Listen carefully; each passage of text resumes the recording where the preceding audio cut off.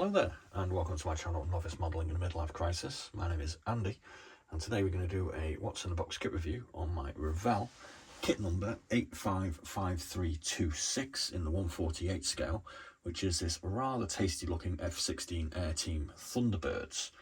And as per the title of this video, I actually picked this up at a charity shop for $7.99. That was featured in a video and actually occurred on May 24th, so it's actually quite a long time ago, but it took us this long to get around to doing a What's in the Box review for it, for no particular reason. So as per usual, we're going to be having a look at the blurb and the instructions, and then we're going to go through the parts, and we'll show you what other nice little kits that we picked up in that charity shop haul. The general message here is go down to your local charity shop and see what's available, because sometimes you can pick up a bargain, even if it's something that maybe you didn't really want, like this one. But for $7.99, it's a good price, and I will build it at some point, maybe for July the 4th or something like that. So here we go. The Thunderbirds are the famous air demonstration squadron of the US Air Force. They put on over 80 exciting and complicated air demonstrations each year all over the world. When a pilot is trained to be part of the team, he stays on for 2 years. It can be a dangerous duty, but the pilots feel it is an honour to fly with the team. The F-16 has been used by the Thunderbirds since 1983 and has provided excellent service to the team. The team is based at Nellis Air Force Base in Nevada and trains continuously. The F-16, known as the Fighting Falcon, used by the Thunderbirds, is almost identical to a combat F-16. So let's have a quick peruse through the instructions. You don't get a detailed sheet of what you should and shouldn't get. There is one part lurking in the box. Obviously, if you do pick something up from a charity shop, it is kind of advised to try to make sure that all the parts are there and that the kit is in good condition. The next video in this series, a kinetic models F-16C, is kind of a good reason why you should have a peek before you hand over your hard-earned currency. But that video will be up tomorrow. So first up for the instructions, we go to section 1, which is assembly of the pilot seat. Here we can see we're going to put the seat into the console and add the control panel. Then we're going to put our ejection seat into the floor, and then we're going to start looking at the base in part 2.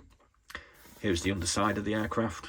We're going to put our cockpit ready assembled and this little bulkhead in as follows. Section 3, we're going to be looking at the rear mounted engine, and then we've got instructions on how to put that onto the airframe. Section 3 here, we've got, this looks like an engine intake,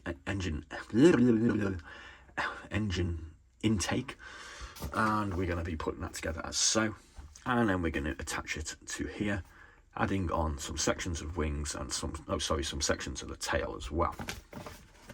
Section 5, we're going to be putting the racks on. These look like racks for weaponry. They are actually depicted on the Fighting Falcon, but obviously I'm guessing that it doesn't normally carry any missiles when they're doing displays. Number 6, we're going to be looking at undercarriage, putting the front undercarriage in and putting the rear undercarriage strut on, and then we're going to stick some wheels on in Windows 7. Undercarriage doors going on 8, so I'm guessing obviously you can do this as wheel carriage up or wheel carriage down. We're going to put the tail on in section 9, and number 10 we're going to put the nose cone on, and we're going to put our clear glaze canopy on. Doesn't look that hard really, there's only 3 screws, so I'm kind of guessing it isn't. Section 11, we're going to be putting, I'm thinking this is a exterior fuel tank, and we have a couple of missiles and whatnot to stick on the end. Again, as depicted here, doesn't come with missiles, but obviously they're giving you the option to arm the thing to the teeth. More missiles to go on in number 12. Obviously these have got question marks on them as to whether or not you need to or want to put them on. And then we have a nice little painting sheet. Obviously it's all white, and you do get the decals to put on. You don't have to mask this off and try and attempt it yourself.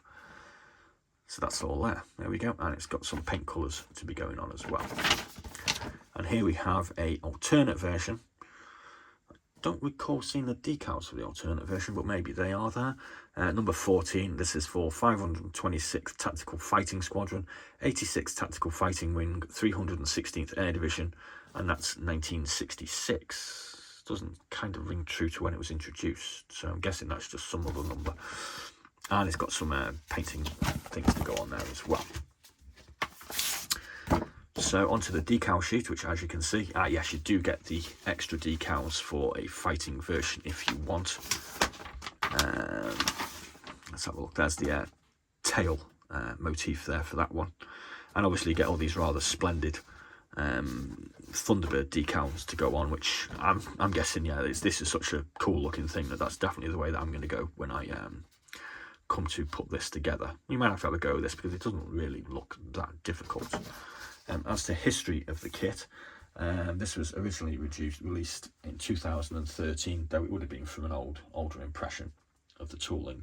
I paid $7.99, that was the asking price in the charity shop, and on eBay, yeah, sort of buy it now situation, you can pick these up for sort of £20 to £25 including postage. But obviously if you're into bidding on auctions, you could probably get it for significantly less, probably sort of £10 to £15. So $7.99 is still a good deal, and I was a good guy. I gave some money to charity, aren't I, Ace? So first off in our sprues, we actually got 4 sprues. We'll have a look at the bottom section first. As we can see, this is the piece that has fallen off the sprue. Not quite sure where it was supposed to be attached, but that looks like some sort of mounting point for a missile. Here we have the underneath. Now you can kind of tell this is an older sort of moulding because all the panel lines on this are raised, which is a little bit disappointing, but let's face it, Revell are sort of cheeky, oh, just lost a piece there, do sort of cheeky release kits again and again and again and again, just putting some different decals on them. The detail is you know, it's there. I'm going to say it's not great, but you know, that's what you're kind of getting. So you can see detail here on the ejection seat. These are the 2 sides, and that's the cushion part that we're going to put on. We've got some mounting pods here and here by the look of it. We've got a couple of missiles that probably go on the wing if you decide to go for the fighting option. I think I might do Thunderbirds with missiles. And we have a larger missile here to be mounted underneath. Kind of guessing that's the refueling pod or something. We've got some sort of vent here. That's the looks like the rear bulkhead or part of the cockpit. Onto the part that you see most, which is the upper section of the fuselage, and again we've got raised panel lines and some indented ones, so maybe I'm wrong, maybe they should be raised, don't know. Interesting. You can see a bit of detail in the cockpit here. There's a little tiny bit of flash going on around there, but we're not going to moan about that. There's no scratches or any imperfections. Got another bit of flash here, but again, no big deal. What we got here, these kind of look like wheels, I'm guessing. They look like the wheel innards, and they're going to be the tyres. We've got some more weapons pods here. There's our big air intake for the front. It's going to be part of the engine. There's the fan for the engine. Yeah, I don't really know much about jets, but that doesn't look great. There you go, I've said it, it doesn't look great. It's kind of got an interesting imprint there, Zhongshan. Guessing that's the actual people that make it, and Revell just throw it in a box. Here we have the undercarriage for the rear undercarriage. Here we have the open undercarriage doors, which they've got some detail on the interior. That's kind of a nice touch, I kind of like that. And again here. So that's well thought out. Bonus. Here we have the nose cone. That's going to be part of the undersurface going on here with our retractable wheel carriage, I'm thinking. And we have one section, by the look of it, of the auxiliary fuel tank, which has got a decent amount of detail and bits and bobs going on there, as you can see. Here we have the tail section. All looks right, I suppose. There's the other parts of the tail, another part of our exterior fuel tank. I think these go underneath, not sure what they're called. Don't know what that is. In the baggie, we have a nice clear canopy. Now, I think the thing that I realised doing sort of World War II era aircraft, because that's kind of what I like doing, is you get lots and lots and lots of sort of parts to paint on these, whereas your more modern jet fighters are just a bubble canopy, which they look a hell of a lot easier to do. Yeah, so that's the only clear glaze part you get. So, what can we say? $7.99. I think I got a good deal. I paid the asking price for the charity shop wanted.